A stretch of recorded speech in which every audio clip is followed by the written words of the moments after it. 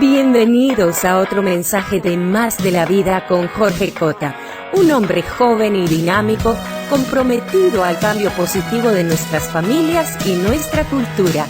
Y ahora, Más de la Vida con Jorge Cota. ¿Qué tal, amigos? Les saluda Jorge Cota. Gracias por acompañarme el día de hoy. Sabe, cuando era niño fueron muy pocas las noches en las que me iba a dormir sin antes orar: en paz me acostaré y asimismo dormiré, porque solo tú, Señor, me haces vivir confiado.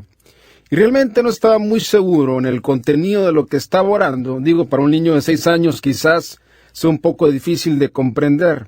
Sin embargo, esta cuestión llamada muerte es algo muy real y muy cierto. Y para la mayoría de nosotros vendrá muy pronto, como el viejito que estaba en casa agonizando en su cama, cuando de repente olió el aroma de sus galletas favoritas recién salidas del horno, quiso comerse una última galleta antes de morir, de manera que se bajó de la cama como pudo, gateó hacia los escalones y se dirigió a la cocina.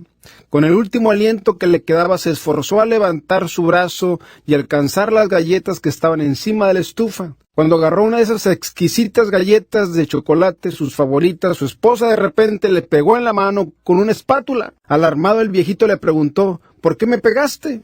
Y la esposa le contestó: esas galletas son para el funeral. Y bueno, quizás no sea tan gracioso, pero cuando la muerte ocurre, ¿qué podemos esperar? ¿Cómo nos podemos preparar? ¿Qué pasará con aquellos que dejamos atrás? Y aun cuando no nos gusta pensar sobre la muerte, estas preguntas necesitan ser contestadas más pronto que tarde. De hecho, las personas parecen tener muchas preguntas e inquietudes sobre la muerte, pero esas preguntas raramente son hechas en voz alta. Una reciente encuesta les preguntó a las personas sobre qué tema le gustaría escuchar un mensaje. La respuesta número 1 fue: ¿cómo poner mi fe en práctica? La respuesta número 2, ¿cómo profundizar mi conocimiento de Dios? Y la respuesta número 3, háblame de la muerte y el morir. Y señores, hay 3 realidades sobre la muerte. La primera, escríbala. Realidad número 1, la muerte está asegurada. La muerte está asegurada. A un ritmo de 18 por segundo, las personas se van de esta vida al más allá. Y las estadísticas sobre la muerte son impresionantes. 1 de cada 1 persona muere.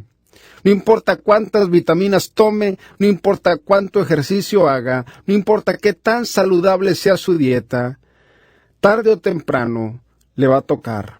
Como la calcomanía que dice: coma bien, manténgase en forma y de todos modos muera. Y señores, algún día, de alguna forma, usted y yo pasaremos a la vida del más allá. Había una vez un hombre que murió y se fue al cielo. Cuando llegó no podía creer lo impresionante que era, y le dijo al Señor: este lugar es tremendo, la música es buenísima, es hermoso, es 10 veces mejor de lo que pensé que sería. De hecho, si hubiese sabido que estaría así de bueno, me hubiera venido antes. Y el Señor le respondió: bueno, hubieras venido antes si no hubieras comido tanta fibra de trigo. Y señora, la muerte está asegurada. Eso quiere decir que no se puede evitar. Hebreos 9:27. Todos nosotros moriremos una sola vez. Y señores, la muerte nunca tomó un día feriado. Todos somos terminales. Nuestra cultura está encaprichada con la muerte y con evitarla. De hecho, la muerte es el tema prominente de la industria cinematográfica. Si uno hace una lista de todas las películas donde la muerte es parte central de la historia, muy pocas no serían incluidas, y muchas de ellas no solamente exploran la muerte, sino que intentan evitarla. Películas como Destino Final y Déjà Vu. Hay algo en nosotros que desea evitar la muerte, pero lamentablemente eso es imposible. Cuenta una leyenda de un comerciante en Bagdad que un día mandó a su sirviente al mercado, y después de un tiempo el sirviente regresó pálido y temblando. Alterado le dijo a su amo: cuando estaba en el mercado, una mujer de la multitud me tocó, y cuando volteé a verla, miré que era la muerte. Me miró e hizo un gesto amenazador. Amo, por favor, présteme su caballo. Debo apresurarme y evitarla. Cabalgaré a Samaria y me esconderé ahí, y la muerte no me encontrará. El comerciante lo dejó que usara el caballo, y el siervo galopó deprisa.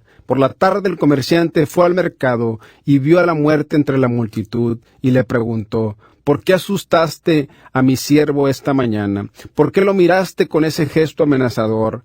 Y la muerte le respondió: eso no fue un gesto amenazador, lo miré con ojos de sorpresa y me asombró verlo en Bagdad cuando tenía una cita con él esta noche en Samaria. Y el mensaje de esta fábula es la siguiente: la muerte está asegurada. Usted podrá correr, pero no puede esconderse. No solo eso, entre más viejo, más despacio va a correr. Y cuando morimos, es como si la vida nos dijera que hemos sido despedidos. Las buenas noticias, escríbanla, es que solo ocurre una vez. La muerte solo ocurre una vez. Hebreos 9:27. Todos nosotros moriremos una sola vez y después vendrá el juicio. Y la pregunta es, ¿ve usted alguna escapatoria en esos versículos? Hay que estar agradecidos que solo ocurre una vez. Si esto es verdad, entonces la reencarnación es un mito. ¿Escuchó? La reencarnación es un mito. Y señores, a la hora de morir, no tendrá una segunda oportunidad. Y en esto mi querido filósofo Antonio Aguilar tenía razón cuando dijo: el día que yo me muera, no voy a llevarme nada. Hay que darle gusto al gusto, la vida pronto se acaba. Y tiene razón, la vida pronto se acaba. Y las malas noticias es que parece ser que existe más de un destino. Y muchas personas afirman haber tenido una experiencia cercana a la muerte, que ha muerto por unos segundos y regresado a la vida. Y lo describen como un viaje a través de un largo túnel hacia una luz. Lo interesante es que tanto como los creyentes y los no creyentes reportan la misma historia. ¿Cómo así? Varios médicos aciertan que estos solo son memorias falsas o ilusiones. Otros dicen que es un resultado muy común de los medicamentos usados para revivir a las personas.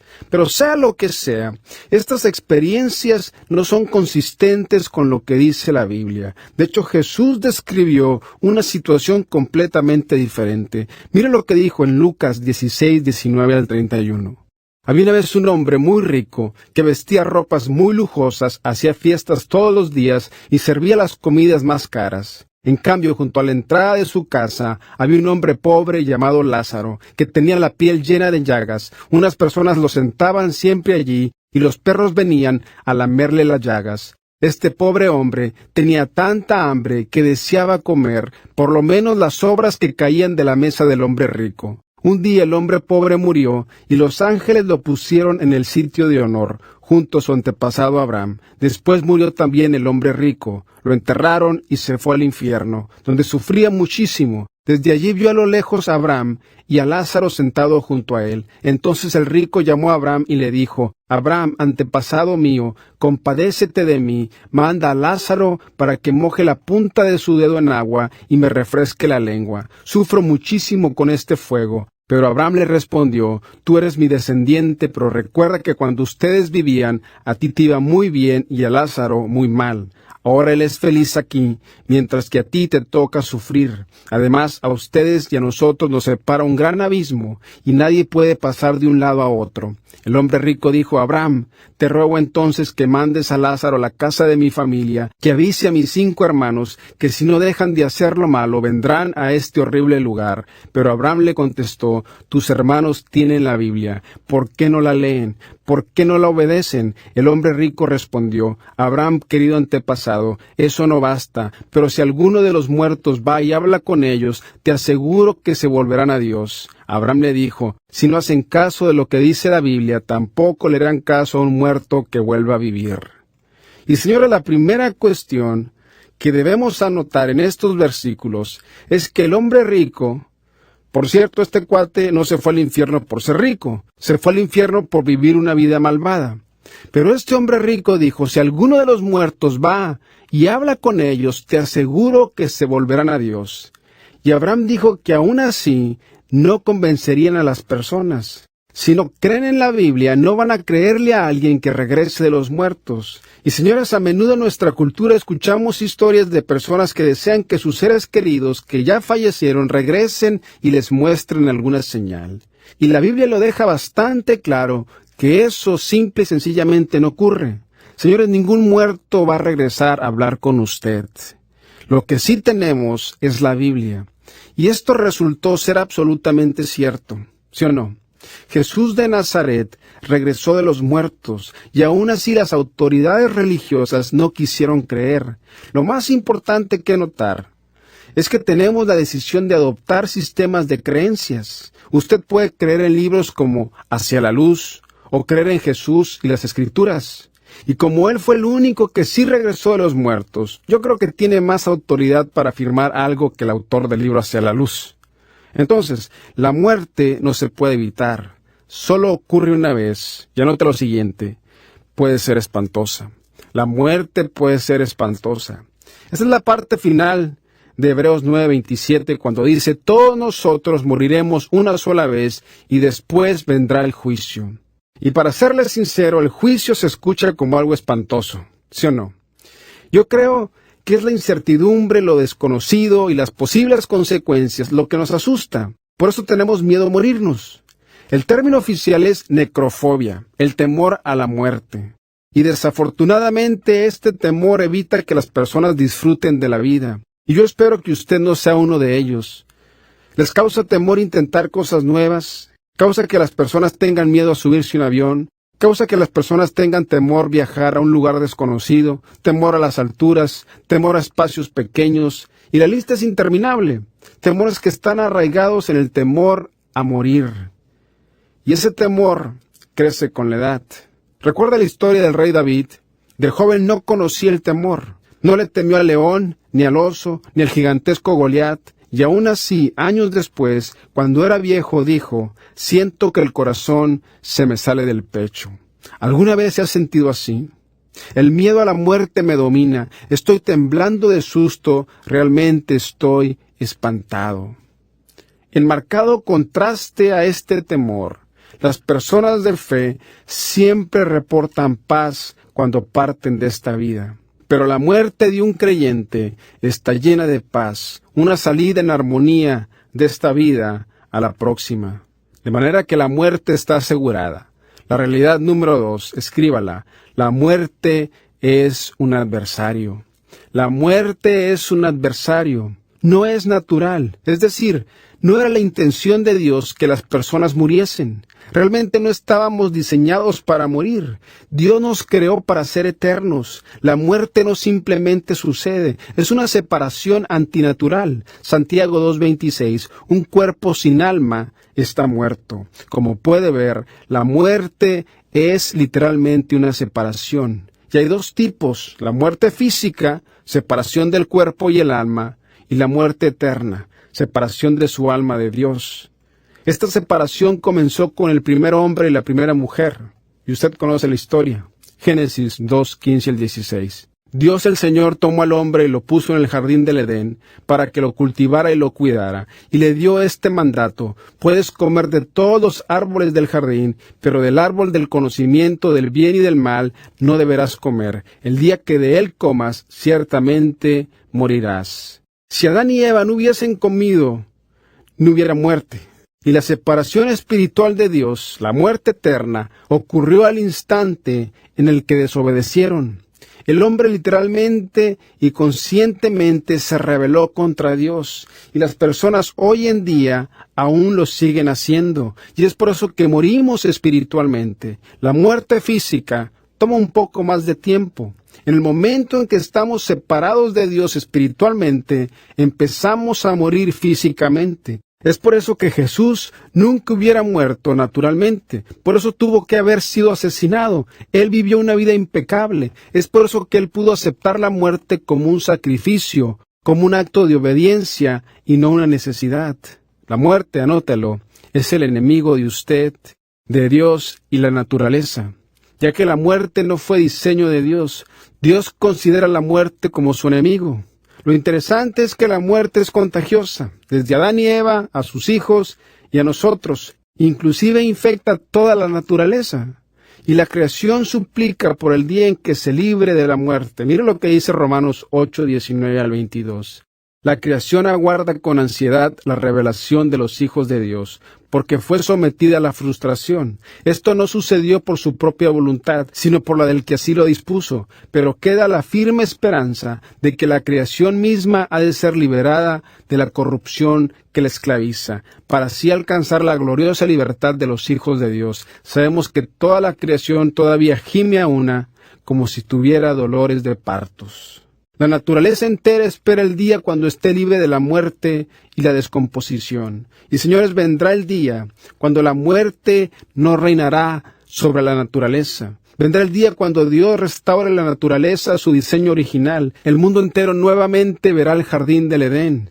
Cuando ese día llegue, el león se acostará con el cordero, el niño pondrá su mano en la cueva de una cobra y jugará con ella sin temor. La muerte, escríbalo, es el último enemigo que será destruido por Dios. La muerte es el último enemigo que será destruido por Dios. 1 Corintios 15, 23 al 26. Cada uno resucitará a su debido tiempo. Primero resucitará Cristo, después, cuando Él vuelva, resucitarán los que creyeron en Él. Luego vendrá el fin del mundo, cuando Cristo derrotará a todas las autoridades y a todos los poderes, y le entregará el reinado a Dios el Padre. Cristo reinará hasta que haya vencido a todos sus enemigos. El último enemigo que Cristo vencerá es la muerte. Y señores, estas son buenísimas noticias. Finalmente la muerte se va a morir. La muerte va a pasar. La muerte va para abajo. La muerte va a caducar. La muerte va a partir. La muerte se va a pudrir. Y la muerte será derrotada. Y entonces la vida triunfará. La vida va a reinar. Vivir será supremo. Y esta vida va a durar para siempre. ¿Escuchó? Para siempre. Y esto es... Anótelo, porque la muerte no es absoluta. La muerte no es absoluta. Dios prometió vida después de la muerte. La muerte no es su último capítulo. ¿Sabe por qué? Porque Dios es el Dios de la vida. Él es el Dios de los vivos. Y en una ocasión, cuando Jesús caminó por el planeta, los saduceos intentaban atrapar a Jesús en una trampa teológica. Le presentaron una pregunta perpleja sobre el matrimonio después de la muerte. Lo chistoso es que los saduceos no creían en la vida después de la muerte. Así que para ellos era una pregunta capciosa.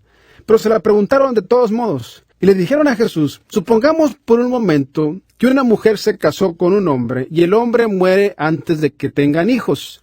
La ley dice que su hermano tiene que casarse con ella, lo cual esa era la ley en aquel entonces. ¿Y qué si el segundo hombre muere antes de tener hijos y hay 7 hermanos? El próximo se casa con ella y también muere antes de que tengan hijos. ¿Y qué si el cuarto hermano también se casa con ella y muere antes de que tengan hijos? Hombre, si yo hubiese sido el próximo hermano en línea, hubiese dicho, no gracias, viuda negra. Pero la historia continuó hasta el 7º hermano, y todos ellos se casaron con la mujer, y todos murieron sin tener hijos con ella. Y en fin, la pregunta de ellos fue, ahora bien, cuando Dios haga que los muertos vuelvan a vivir, ¿de quién será esposa esta mujer si estuvo casada con los 7? Realmente pensaron que habían atrapado a Jesús. Pero Jesús no subestimó su pregunta y dijo, ustedes están equivocados, ni saben lo que dice en la Biblia, ni conocen el poder de Dios. Cuando Dios haga que los muertos vuelvan a vivir, nadie se va a casar. Esas serán buenas noticias para algunos de ustedes, porque todos serán como los ángeles del cielo. Y en cuanto a si los muertos vuelven a vivir, ustedes pueden leer en la Biblia lo que Dios le dijo a Moisés, yo soy el Dios de Abraham, de Isaac y de Jacob, tus antepasados. Por tanto, Dios no es Dios de los muertos, sino de vivos, pues para Dios todos ellos están vivos. Isaac y Jacob obviamente estaban muertos físicamente, separación del cuerpo y alma, pero ciertamente vivos en la presencia de Dios, vivos espiritualmente. Y señores, Dios es el Dios de los vivos, no de los muertos. La verdad es que Satanás es el Dios de los muertos espirituales, aquellos quienes sus espíritus están separados de Dios. Pero para aquellos que han probado la muerte física solamente, no quiere decir que también están muertos espiritualmente. Dios borrará la muerte física, Él aniquilará la muerte física, Él llevará a cada creyente a la vida, Él unirá nuestros espíritus con nuestros cuerpos físicos, y a través de las Escrituras, los profetas tuvieron una idea de esta cuestión de la resurrección. Miren lo que dice Isaías 26:19. Pero tus muertos vivirán, sus cadáveres volverán a la vida, despierten y griten de alegría, moradores del polvo, porque tu rocío es como el rocío de la mañana, y la tierra devolverá a sus muertos. Daniel 12:2. Y muchos de los que duermen en el polvo de la tierra despertarán, unos para la vida eterna y otros para la ignominia, para el desprecio eterno. Job 19:25-27. Yo sé que mi Redentor vive, y que al final triunfará sobre la muerte, y cuando mi piel haya sido destruida, todavía veré a Dios con mis propios ojos. Yo mismo espero verlo, espero ser yo quien lo vea y no otro. Este anhelo me consume las entrañas. Y señores, todo esto suena muy bien, pero ¿cómo podemos saber si es verdad y no solamente una vana ilusión? Y la respuesta es muy sencilla. Dios prometió vida después de la muerte, y Dios probó la vida después de la muerte. La resurrección de Jesús es la mejor prueba de que Dios nos estaba diciendo la verdad. Es la única manera que podemos saber que hay vida eterna después de la muerte. Por eso es que la resurrección es un tema crucial para el cristianismo. Sin la resurrección de Jesús, todo el mensaje cristiano es solamente otra religión común y corriente. El apóstol Pablo dijo en 1 Corintios 15:13, si no hay resurrección, entonces ni siquiera Cristo ha resucitado. Y si Cristo no ha resucitado, nuestra predicación no sirve para nada, como tampoco la fe de ustedes. Y algunas personas han dado miles de explicaciones sobre la resurrección de Jesús. Algunos dicen que las mujeres se confundieron y fueron a la tumba equivocada. Y señores, por el amor de Dios, ¿usted se olvidaría el lugar donde enterró a su ser querido dentro de 72 horas? No lo creo. Piense lo que eso significaría. Significaría que no solamente las mujeres fueron a la tumba equivocada, pero que los discípulos fueron a la tumba equivocada también, y que los romanos fueron a la tumba equivocada, y que los líderes religiosos fueron a la tumba equivocada. Todo el mundo fue a la tumba equivocada. La realidad de las cosas es que no fueron a la tumba equivocada. Fueron a la tumba correcta, solo que Jesús ya no estaba ahí. Otros han afirmado que Jesús realmente no murió, que se desmayó. Y señores, esto suena bien ridículo cuando consideramos los hechos. Esto significaría que los discípulos pensaron que Jesús estaba muerto cuando lo enredaron con los trapos y especias, pero en realidad no lo estaba. También significaría que las mujeres estaban equivocadas, pero lo más importante es que los soldados romanos claramente sabían que estaba muerto. Ellos eran expertos en la muerte. Esto significa que se equivocaron. El médico examinador romano que firmó el certificado de muerto significaría que él también estaba equivocado, y que al pasar por todo eso, una tumba fría y húmeda, de alguna forma lo revivió. Y que desde adentro pudo mover la piedra, que por lo menos pesaba 2 toneladas, luego pudo partirle la cara al guardia pretoriano. Y señores, esto ya suena como la película Duro de Matar, pero es completamente ridículo. Los romanos no fueron a la tumba equivocada. Los romanos cuidaron la tumba como si fuera oro, porque ellos sabían de las afirmaciones que había hecho Jesús de levantarse de los muertos. ¿Sabía usted que hay seminarios e institutos bíblicos que enseñan esta teoría? Y hasta unos predicadores creen esto y lo predican.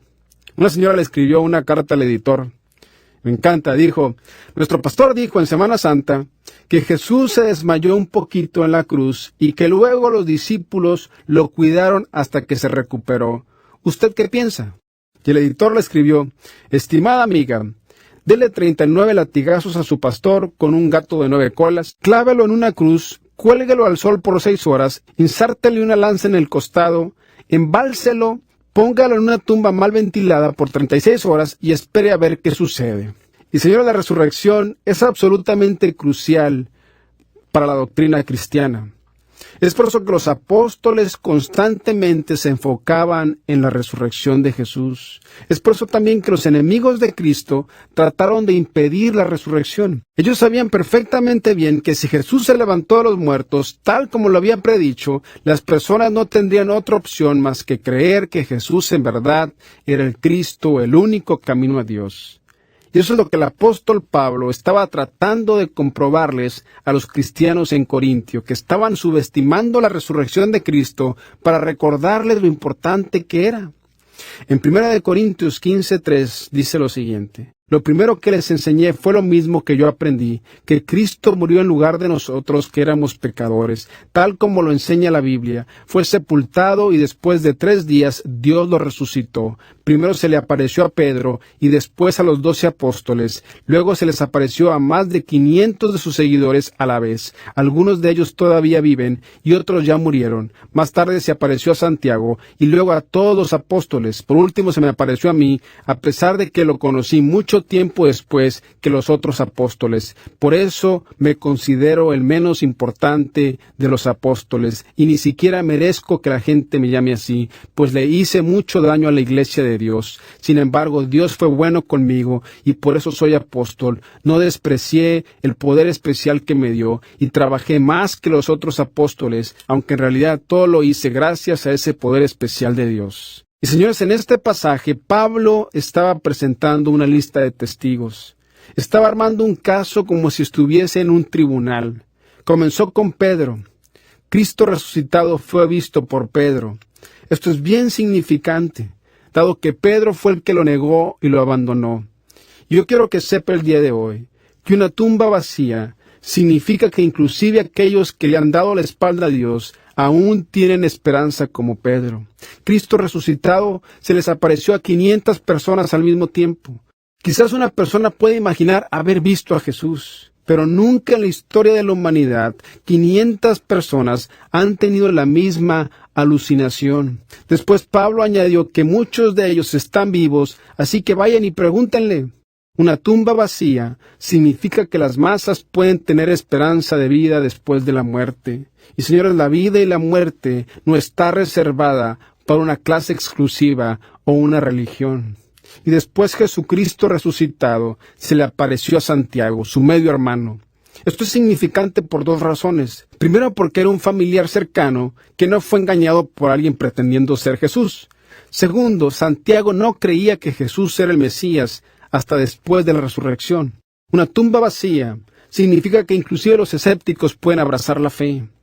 Y señores, no fallen en comprender, la resurrección de Jesús es crucial para nuestra fe, porque sin la resurrección nuestra fe no sirve para nada. Y porque Jesús resucitó de los muertos, por consiguiente nuestra resurrección está asegurada. Y eso fue exactamente lo que Pablo quería que sus lectores comprendieran. Después Pablo mencionó todos los apóstoles. Esto también es muy significante, porque si alguien sabía si la resurrección era un engaño o una realidad, eran los apóstoles. Cada uno de ellos dio la vida por su fe. Y aun cuando 12 personas se pudiesen poner de acuerdo para fabricar una mentira, los apóstoles literalmente llevaron su historia hasta la muerte. Y usted jamás de los jamases en la historia de la humanidad encontrará a 12 personas que murieron por una mentira sabiendo que era una mentira. Ellos sellaron y firmaron su testimonio con su propia sangre. Antes de la resurrección, los apóstoles eran unos cobardes, una bola de miedosos. Después de la resurrección, eran personas audaces. Una tumba vacía era tan significante para ellos que ninguno le tuvo miedo a la muerte. Y por último, Pablo se mencionó a sí mismo. Pablo era un asesino hostil de los cristianos, hasta que tuvo un encuentro con Jesucristo resucitado. Y desde ese momento, todo cambió para él. Y si usted aún no tiene un encuentro con Cristo, hoy tendrá la oportunidad. ¿Sabe por qué? Anótelo. Porque Dios provee vida después de la muerte. Dios provee vida después de la muerte. Jesús conquistó la muerte. Hebreos 2:14 al 15. Nosotros somos seres de carne y hueso. Por eso Jesús se hizo igual a nosotros. Solo así podía morir para vencer al diablo, que tenía poder para matar a hombres y mujeres, y con su muerte dio libertad a los que se pasaban la vida con miedo a la muerte. Señores, Jesús ofrece vida. Mira lo que dice Juan 11:25. Hablando con María y Marta, Jesús dijo: Yo soy el que da la vida y el que hace que los muertos vuelvan a vivir. Quien pone su confianza en mí, aunque muera, vivirá. Los que todavía viven y confían en mí, nunca morirán para siempre. Y la pregunta es, ¿puede creer esto? Si lo cree, entonces no tendrá miedo a morir, porque la vida eterna será igual de buena como será de larga. Apocalipsis 14:13 dice que descansaremos de nuestro trabajo, que tendremos paz física. Job 3:17 dice que descansaremos nuestros corazones, así que tendremos paz emocional.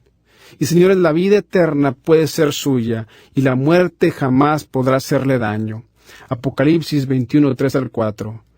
Juan escribió desde la isla de Patmos: Y oí que del trono salió una fuerte voz que decía: Aquí es donde Dios vive con su pueblo. Dios vivirá con ellos, y ellos serán suyos para siempre. En efecto, Dios mismo será su único Dios. Él secará sus lágrimas, y no morirán jamás. Tampoco volverán a llorar, ni a lamentarse, ni sentirán ningún dolor, porque lo que antes existía ha dejado de existir. No sé usted, pero eso a mí me da mucha esperanza. Hay un libro que cuenta la historia de un niño llamado Kenneth. Y Kenneth tenía una enfermedad terminal y le preguntó a su mamá cómo iba a ser la muerte. Y su madre le respondió de la siguiente manera: Kenneth, ¿te acuerdas cuando eras más pequeño y jugabas todo el día hasta más no poder, que cuando llegaba la noche estabas tan fatigado que ni siquiera podías quitarte la ropa y te tambaleabas hasta la cama de mamá y ahí te quedabas bien dormido? Esa cama no era la tuya. Solamente te quedabas ahí por un ratito. En la mañana, cuando amanecía, para tu sorpresa, te despertabas y te dabas cuenta que despertabas en tu cuarto y en tu cama. Estabas ahí porque tu padre, con sus brazos fuertes, venía y te llevaba a tu cama. Kenneth, la muerte es igual.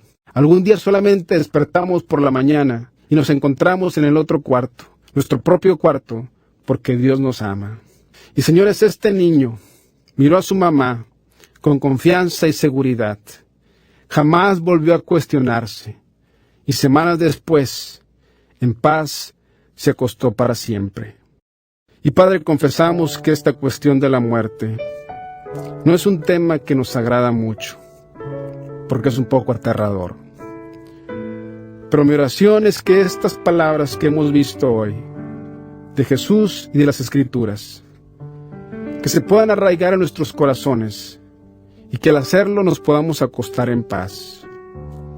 Que podamos vivir esta vida al máximo, disfrutando de ella y de su calidad, pero sin miedo a morir. Que podamos comprender que la muerte es solamente un punto y seguido. Y que al estudiar todos los hechos y profecías de la resurrección y la cantidad de evidencia intelectual que hay para ella, que eso nos pueda dar una esperanza mayor para no perder la fe y verdaderamente creer en nuestros corazones que tú en realidad viviste y moriste en nuestro lugar para que nosotros pudiésemos volver a vivir.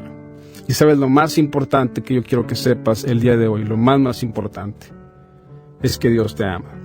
Dios no está enojado ni tampoco te quiere castigar. Y si nunca has tenido un encuentro con Cristo, si te llegaras a morir el día de hoy y no sabes dónde pasaría la eternidad, hoy puedes estar seguro. Ahí donde estás, ¿por qué no oras esta oración? Di: Señor, gracias por amarme tanto. Perdóname por todas las veces que me equivoqué en la vida. Te invito a mi corazón. Ayúdame a ser la persona que tú me diseñaste que fuese. En Cristo Jesús. Amén. Y señores, muchísimas gracias por su atención.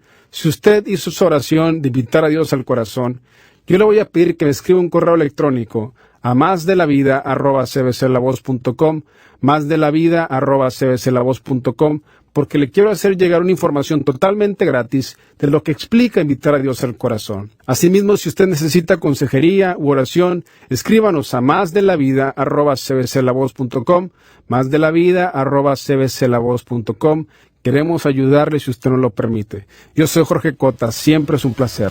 Recuerde que la vida es buena La eternidad es mejor. Prepárese para las dos. Has estado escuchando el programa Más de la Vida con Jorge Cota.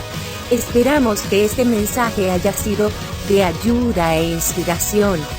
Te invitamos a que nos escribas a másdelavida@cbclavoz.com.